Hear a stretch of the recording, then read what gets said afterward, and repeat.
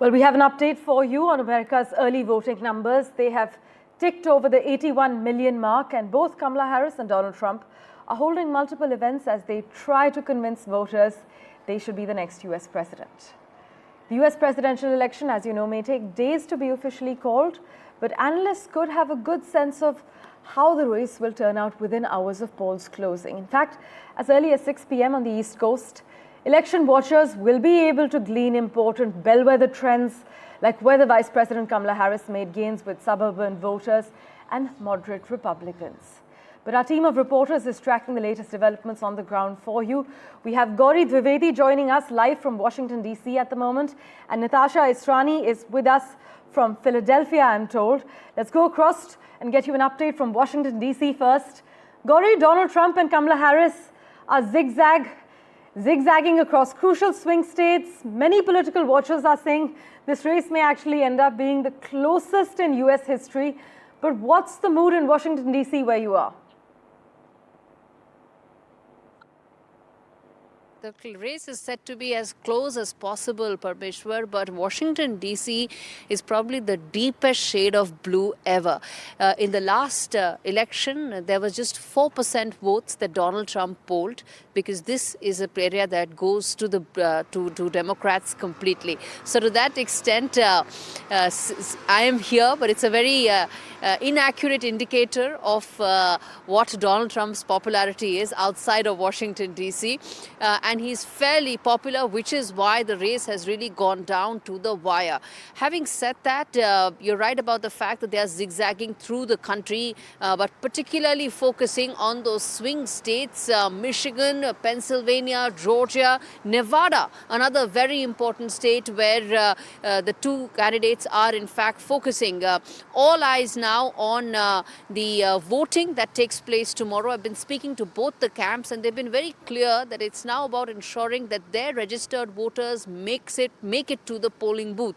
They are now not looking at undecided voters. They are not looking to convince those on the other side. They just want to ensure that their voters come to the polling booths. And it all comes down to a very basic math, Parmeshwar. If more women are able to come to the polling booth, Kamala Harris's chances are that much higher. If it is the men folk who step out of the house to vote more, well, you know which way then the election is headed. So all eyes now on whose voter actually comes out to the polling booth. It's just about 12 hours to go in Washington, D.C. Well, after months of frantically fanning the swing states to pick up as many undecided voters as possible, it all comes down to Tuesday night. Thanks so much, Gaurie, as always, for joining us with that update from Washington, D.C. We will revert to you for regular updates. Let's also get an update from Philadelphia, where Natasha joins us from. Natasha, Kamala Harris has her own rally in Pittsburgh. Donald Trump has spoken in Pittsburgh, Pennsylvania, and sounded the alarm about voter fraud on the eve of the election. That's right. This is a big point of the Donald Trump campaign, to talk about voter fraud and to also point out that they have lawyers in place all across the country watching this closely, as well as volunteers. Now, the other side of the aisle, the Democrats say that this is fear-mongering, that so far that there has been no credible evidence of voter fraud on ground, as there wasn't in 2020 either. But this is from the Trump playbook, that they highlight issues or non-issues or half issues and make them bigger. And this has actually been creating a level of uncertainty on the ground. We did speak to Philadelphia election commissioner earlier today, the city commissioner, and she wanted to reassure the voting public that everything was in order, everything wasn't safe. In fact, where I am in Philadelphia, in Pennsylvania, Philadelphia is Pennsylvania's largest city, in one of the most crucial swing states. There has been heightened protection of voting booths, including the main warehouse in Philadelphia, where the counting will be done. And when the commissioner spoke to us earlier, she again emphasized that things were in place, that when the polls open tomorrow, that there is no fear of anything or of any wrongdoing. But at the same time, we also spoke to the Republican side, and we spoke to a representative of the young Republican group in Philadelphia, and he told us, in fact, he was having meetings with lawyers even after the interview with us, and he emphasized that they have concerns about voter fraud. Now, according to the election officials themselves, voting has been going really well. As you pointed out, early voting numbers are quite high, still not as high as 2020 during the pandemic when there was more mail-in ballots, but they're still quite high. And when those polls open November 5th, for a lot of people, it's really going to be watching really closely. As everybody points out, this is a close race. And it might all just come down to this particular state where I'm standing right now, Pennsylvania. And that's one of the reasons why Kamala Harris has really spent the entire day here holding 5 rallies. This will be her last rally. Behind me on the steps of the Philadelphia Art Museum is where she's going to make a final pitch. And this is really a get the vote out campaign, which is why she's going to have Lady Gaga joining her. There will be Oprah Winfrey. There will be other hip hop stars as well. We spoke to some people who were heading to the rally earlier, and they were very excited that thousands Natasha, of people we will, of course, flooding revert in. to you for regular updates from Philadelphia. Do conserve your energy because we need you for the next 40 hours, giving us ground updates from right there. Thanks so much, as always, for joining us. Polling aggregators on Monday had the gap between Trump and Harris at as little as 0.1%. But, well, the winner-takes-all electoral college system in the US means the presidency will be decided by the way the 7 so-called swing states fall, and the race is much closer there, as Gaurie and Natasha are reporting.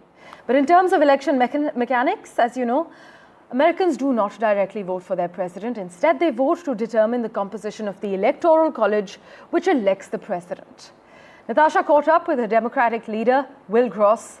Here's what he had to say about the race that's neck and neck. Pennsylvania is the biggest prize in swing states with 19 electoral college votes, and Philadelphia is its largest city. Now we are joined by Will Gross, who is the leader of the 2nd Democratic ward in Philadelphia. Your candidate, Kamala Harris, has spent the entire last day in Pennsylvania and will culminate it at the concert in Philadelphia. Why is Pennsylvania so important, and why is she here till the very last day? Pennsylvania incorporates 2 large urban centers, Philadelphia and Pittsburgh, but it also includes many rural areas in the middle of the state and other parts of the state. And I think in a lot of ways it represents the country in a lot of ways, demographics-wise. I think Kamala is here primarily because not just about the electoral votes, that is obviously very important, but the fact that we have people from different parts of the state that have very different experiences in their everyday lives, and the fact that her campaign is truly speaking to everyone in this state, and how her campaign is working to help not just folks that are doing okay, but folks that are in the middle class or working class folks that are farmers, etc. These are folks that are going to benefit from a Harris-Walz election tomorrow, and that's why I think she's here. You know, Philadelphia has been traditionally blue. At the same time, they have lost registrations amidst Democrats, and we have seen a rise in Republican registration. So what is it, why do you think that is happening? I think that a lot of this it comes down to messaging. I think it comes down to the reality of which party is fighting for which demographic, which group of people. I think currently we have 2 very different candidates. One who is truly going to help working class and working people and working families, and one that's going to help folks that are in a different class, in a billionaire class. And I think the first represents Kamala Harris and Tim Walz, and the second represents former President Donald Trump. Well, you've heard from the Democrats, but also hear from the chair of Philadelphia Young Republicans. Here's what they had to say to my colleague Natasha Israni. Philadelphia, traditionally Democratic city, is seeing young Republicans make Republicans. And to give us a wider perspective on this and the rise of young conservatives here in Philadelphia is Matt Lamorgese. He is the chairman of the Young Republicans of Philadelphia. Matt, thanks for joining us a day before Election Day. How are you feeling? We feel great. We're very happy. We've seen great numbers across the board. Voter registrations. We've in the last 4 years, to give you an example, we started out with a deficit of about 800,000 voters. That number is now below 300,000. We've seen 1,000 new registrations a week here in Philadelphia, which is significant. And we're seeing a lot of support among young people, too. We're seeing, with young males, it's basically a 50-50 split between Kamala and President Trump. So we're very happy with how all of that's going. Do you think that split is going to be good enough for him to take the state, given that women do come out in large numbers to vote? And why do we have that split in the first place between men and women, and especially younger men and women?